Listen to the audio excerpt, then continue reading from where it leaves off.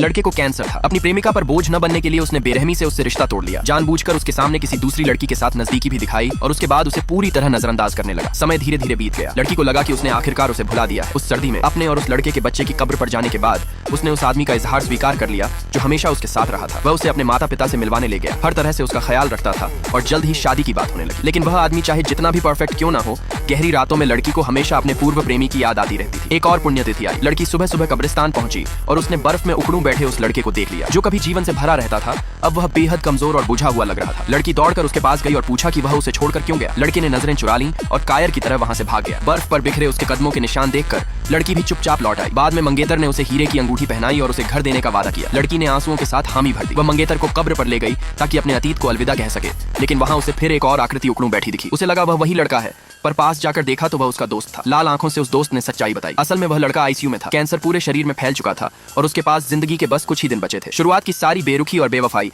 सिर्फ इसलिए थी ताकि वह लड़की उसे छोड़ दे और बिना किसी बोझ के नई खुशियां पा सके। ये सब सुनते ही लड़की का दिमाग सुन्न हो गया और वह पागलों की तरह मुड़कर भागी। मंगेतर ने उसका हाथ जोर से पकड़ लिया। वह मरने वाले आदमी से हारना नहीं चाहता था। खींचातानी के बीच वह गर्माहट भरी अंगूठी ठंडी बर्फ पर गिर पड़ी। उसी पल मंगेतर ने धीरे धीरे उसका हाथ छोड़ दिया। आखिरकार वह समझ गया कि वह उस इंसान से मुकाबला नहीं कर सकता जो अपनी पूरी जिंदगी से प्यार करता था।